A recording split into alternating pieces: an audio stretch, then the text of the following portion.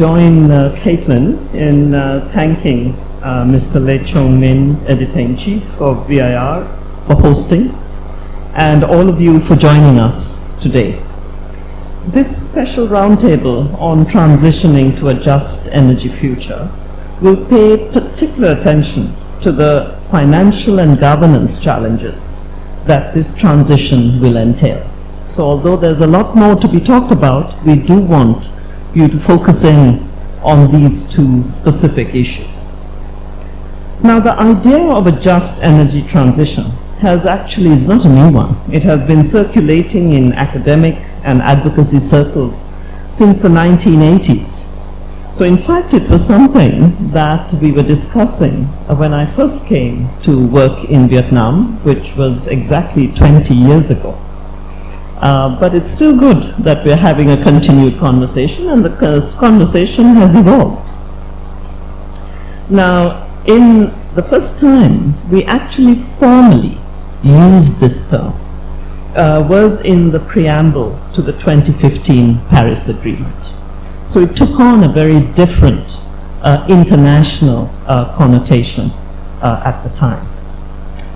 Now, the ambition, the reason we're not calling it an energy transition, but a just energy transition, is that, as you know, the hope is that while we reduce greenhouse gas emissions, we will also ensure access to affordable, reliable, more sustainable, and modern sources and supply of energy for all people. Now, you add to that the issue of energy security, which we weren't talking about in the same way until a couple of years ago, and in fact, in the current global context, this has become absolutely critical with global crises and the war in Ukraine that has disrupted the existing energy demand and supply equations. So all countries, including Vietnam, wish to rapidly become energy secure. Now, energy is also at the heart of so much more. For example, if we have unlimited access to electricity, it is an obvious obstacle to achieve the other SDGs, including ending poverty and hunger, universal access to health services, technology, and education, just to name a few. None of this will happen without light and power, quite literally. So we now have evidence that the transition to renewable energy will create more jobs than it will replace. This was always a big concern in the developing world. Although it will create gaps and winners and losers in the labor market in the short term, countries that manage the transition well will plan ahead for this, knowing that the new jobs will not necessarily be created where the old ones are lost, nor where they are needed most. So education, skills upgrading, and standing social protection systems will be key components of the justness of the energy transition. And new jobs in new tech and manufacturing sectors must also quite specifically target those otherwise left behind. There is also an obvious international dimension to this just energy transition. Climate extremes in the form of floods, droughts, sea level rise hit poor and marginalized communities the hardest. Now, many of these communities are in developing countries, in which per capita carbon emissions are much lower than in the industrialized world. While new development models are being sought, where one can achieve sustainable development progress while decarbonizing, it is also important that wealthy nations and the global and domestic capital markets support developing countries, particularly LDCs and SIDS, make this transition faster without having to sacrifice progress on overall human and planetary well-being. The transition to renewable energy, we know, carries a cost. In its country climate development report, the World Bank recently cited the huge figure of $368 billion for Vietnam now until 2040. This is a significant investment. But please ask, is it really a question of how much money, or is it something else that doesn't have us accelerating this energy transition? So yes, there are costs to be borne, no matter where the money comes from. Although wind and solar have lower overall operating costs, they are more capital intensive in their startup than traditional coal and gas-fired power plants. Electricity grids will need upgrading to move power from surplus to deficit regions and to balance peaks and troughs in demand. Production methods in industry and agriculture will need to be modernized to make the shifts. A tough sector is transport. Mass transit systems will be need to invest in clean energy sources, and that includes e-vehicles, the rails, charging stations, a whole ecosystem to support the new mobility. So people who now use their petrol and diesel-powered vehicles will have to adjust. Now, this behavior change is needed, and what else is needed will be a change in the vested interests and social dynamics involved, and we should not underestimate that. So let me talk to a few areas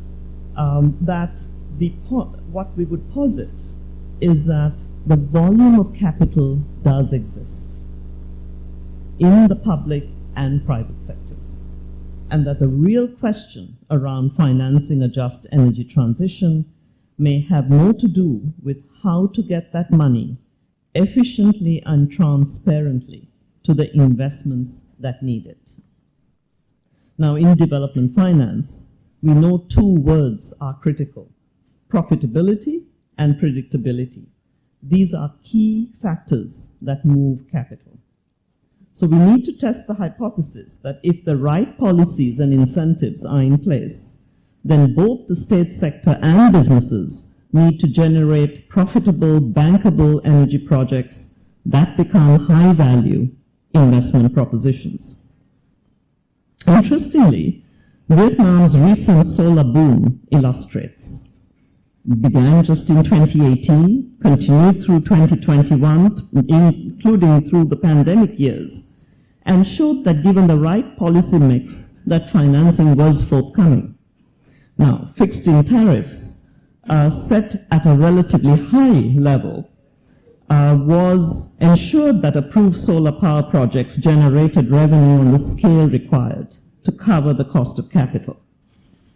While these fixed feed-in tariffs worked in the short term, they are an expensive solution, given the rapid pace of technological change and the falling costs of renewable power generation. New technologies will continue to drive the price down. So setting high feed-in tariffs soon reduces the competitive pressures to lower prices and sadly makes coal and gas appear more competitive than they actually are. So there are lessons learned here in Vietnam and elsewhere in countries that have remained committed to a just energy transition, even when buffeted by current global economic and energy market trends. And this helps us consider a few proposals that I would like to share with you today. Let me start with the most obvious, that this cannot be left to markets alone. Government continues to need to play a key role as an early catalyst and risk absorber, investing in essential physical infrastructure and, very importantly, as the presenter and guardian of an attractive, predictable regulatory environment for profitable investments in renewables. Second, and not easy, Vietnam will need to develop and finance a smart national grid. In most developing countries, including here, the current national electricity grid just cannot accommodate both the huge growth in energy demand that is expected, nor the extra supply. Investment in the electricity grid is a precondition for sustained investment in renewable energy. So smart grid technology that is available and uses artificial intelligence to purchase power at the lowest price and balance energy supply and demand across locations and over time will eventually help to replace fixed feed-in tariffs and also reduce perverse incentives. Third, and something already being considered here, is introducing carbon taxes. Investment in an upgraded grid, and for some contexts that require off-grid solutions, can come from the usual sources, including taxation and domestic bond sales. It can also come from carbon taxes. Where done well, this not only generates revenues for public investment, but also encourages businesses and households to use energy more efficiently.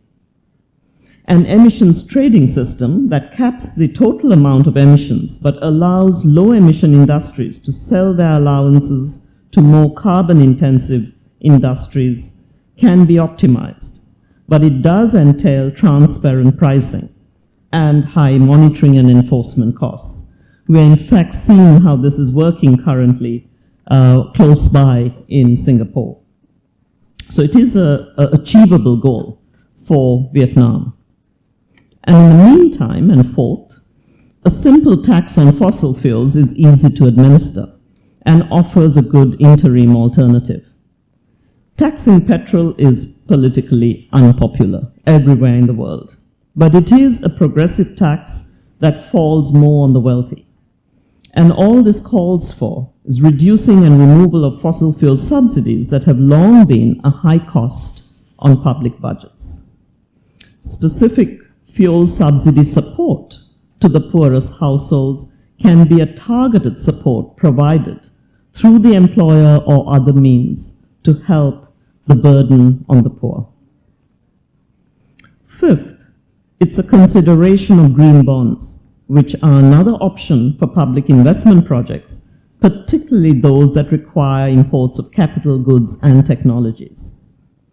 If investor interest in green bonds is sufficiently high, they can provide a cost-effective alternative or additional source to other sources of borrowing. However, for this to be floated, it cannot be done independently of developing a deeper domestic banking sector. This leads me to a sixth and finally to the proposal of a national energy bank. Many countries have created specialized banks to expand the supply of long-term financing for large energy projects. They provide guarantees for commercial bank loans, organize structured finance for low gestating projects, and take an equity stake in projects that deliver important social and environmental benefits. The involvement of private investors and foreign institutional partners in the governance of these institutions ensures that they operate on a commercial basis and do not rely or have to rely on government funding. We have examples in Germany, in Brazil, the Korean Development Bank. They can borrow cheaply on domestic and international capital markets and use their financial power to stimulate domestic lending by commercial banks and other financial institutions. This certainly becomes an attractive potential option for Vietnam. Now, the Prime Minister of Vietnam's announcement at COP26 that was bold and ambitious, that Vietnam will achieve net zero emissions by 2050 and a phase out of coal power by 2040, marked a turning point in the country's sustainable development pathways. This cannot be done without a rigorous plan. The Prime Minister emphasized that the government sees the achievement of economic development and a better life for people of the country as consistent with this ambitious climate change agenda. So clearly, protecting vulnerable communities from the effects of climate change and preparing the young workforce for the jobs of the future have to remain top priorities if Vietnam is to achieve these combined goals. It is also clear that public investment, regulatory reform, and the development of new domestic financial instruments and institutions will be needed to transform the finance and governance context for this ambitious energy transition. it is true that Vietnam cannot do this alone. Its energy partnership with the industrialized world and its regional country partners is a potential source of support for some of these proposals. I hope that international partners recognize their commitments to share technology, expertise, and financial support to help Vietnam achieve this transition. To end, UNDP is working closely with the government and many of our partners on some of these proposals to align key national plans and strategies with the country's COP26 commitments. And we stand ready to support this country in this historic transition from fossil fuels to renewable energy.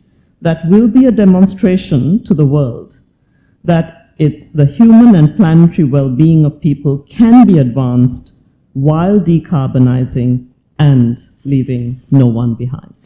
Thank you.